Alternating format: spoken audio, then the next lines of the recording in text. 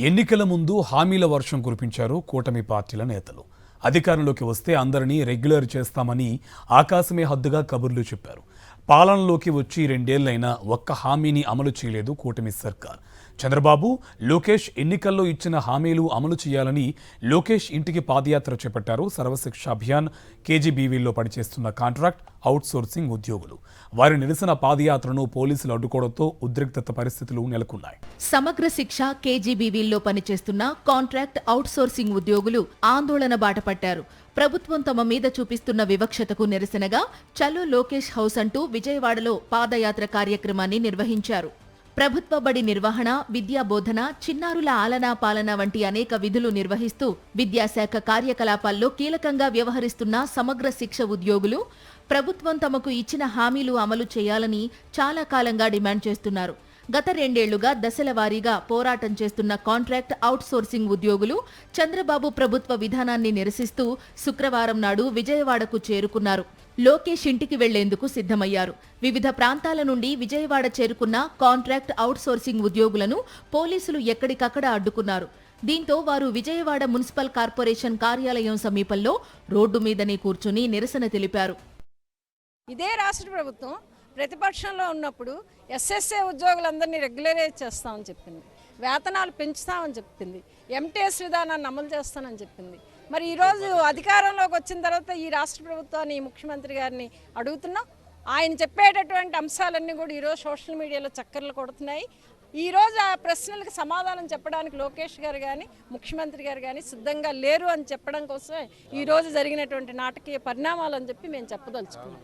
అదే ముఖ్యమంత్రి గారికి చాలా స్పష్టంగా మేము చెప్పదలుచుకుంది, ఈ రాష్ట్రంలో డిజిటలైజేషన్ కానీ, ఆన్లైన్ వర్క్ కానీ, సాంకేతిక పరిజ్ఞానానికి సంబంధించిన అంశాలు కానీ ఎస్ఎస్ఏలో ఉండే ఉద్యోగులందరూ కూడా చాలా స్పష్టంగా పనిచేస్తున్నారు. వేతనాలు పెంచడం లేదు, పాలసీస్ ఏవి కూడా అమలు చేయట్లేదు, లైఫ్ ఇన్సూరెన్స్ అమలు చేయట్లేదు, సమాన పనికి సమాన వేతనం లేదు, చివరికి సుప్రీంకోర్టు చెప్పినటువంటి తీర్పులను కూడా అమలు చేయనటువంటి పరిస్థితి ఈరోజు ఈ రాష్ట్ర ప్రభుత్వంలో కనిపిస్తుంది. అంటే రాజ్యాంగాన్ని గొప్పగా చెప్తారు, అంబేద్కర్ గారికి చాలా ఘనంగా నివాళులు అర్పిస్తారు. మరి అటువంటి అంబేద్కర్ గారు రాసినటువంటి రాజ్యాంగంలో ఉండేటటువంటి ఉద్యోగుల సౌకర్యాలను ఎందుకు మీరు అమలు చేయరు అని చెప్పి మేము అడగదలుచుకున్నాం. రాష్ట్ర వ్యాప్తంగా సమగ్ర శిక్ష, కేజీబీవీలకు సంబంధించి 18 విభాగాల్లో వేల మంది కాంట్రాక్ట్ అవుట్సోర్సింగ్ పద్ధతిలో ఉద్యోగాలు పనిచేస్తున్నారు. తమ సమస్యలను పరిష్కరించకుండా ప్రభుత్వం చిన్నచూపు చూస్తోందని వారు ఆవేదన వ్యక్తం చేస్తున్నారు. కూటమి ప్రభుత్వం ఏర్పడిన తరువాత విద్యాశాఖ మంత్రిని 6 సార్లు కలిశామని, 15 సార్లు అధికారులతో చర్చలు జరిగాయని, అన్ని చర్చలు, సంప్రదింపులు ప్రచారానికి, పేపర్ ప్రకటనకే పరిమితమయ్యాయని అంటున్నారు. కుటుంబ సభ్యులతో సహా లోకేష్ గారిని కలవడానికి వచ్చిన వాళ్ళని కూడా కలవనివ్వకుండా అరెస్టు చేస్తున్నారు. ఇది సరైనది కాదు. ఇది ధర్నా కాదు, పోలీస్ పరీక్ష అప్లై చేయడానికి ఇది ధర్నా కాదు.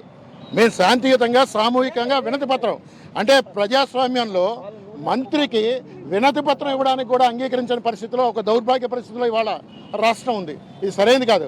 మేమేమి ఎకరాలు 99 పైసలు అడగట్లే. మేము చేస్తున్న పనికి మాకు తగిన వేతనం ఇవ్వని చెప్తున్నాం. సుప్రీంకోర్టు, హైకోర్టు ఇచ్చిన తీర్పులు అమలు చేయమంటున్నాం.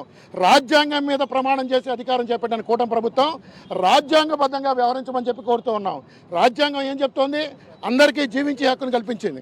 ఆ జీవించే హక్కు ఉండాలంటే చేస్తున్న పనికి సరైన వేతనాలు ఇవ్వాలి, కుటుంబాలు తిండి తినాలి, బతకాలి. ఇవాళ అటువంటి హక్కుని కాలరాసిన విధంగా ఇవాళ ప్రభుత్వాలు పనిచేస్తూ ఉన్నాయి. ఇది సరైనది కాదు. ఇప్పటికైనా సమగ్ర శిక్షే కాదు, ఈ రాష్ట్రంలో ఉన్న 3 లక్షల మంది అవుట్సోర్సింగ్ ఉద్యోగులకి ఎంటీఎస్ అమలు చేయాలి, కాంట్రాక్ట్ ఉద్యోగులందరికీ అమలు చేయాలి. సమగ్ర శిక్షలో, కేజీబీవీలో, పార్ట్ టైము, సిఆర్పీలు, ఎంఆర్సీ సెంటర్స్, డిఎంఎల్టీలు, ఫిజియోథెరపిస్టులు, సైట్ ఇంజనీర్స్, ఇట్లా ఒకటేంటి, అలాగే మెసెంజర్లు, ఎంఆర్సీ డిఈఓలు, ఒకళ్ళేంటి, ప్రతి ఒక్క క్యాడర్కి కూడా ఎంటీఎస్ అమలు చేయాలని చెప్పి డిమాండ్ చేస్తున్నాం. సమగ్ర శిక్ష ఉద్యోగులకు మినిమం టైం స్కేల్ అమలు చేయాలని గతంలో హైకోర్టు, సుప్రీంకోర్టులు తీర్పు ఇచ్చాయని, ఆ తీర్పులను సైతం కూటమి ప్రభుత్వం అమలు చేయలేదని కాంట్రాక్టు ఉద్యోగులు వాపోతున్నారు.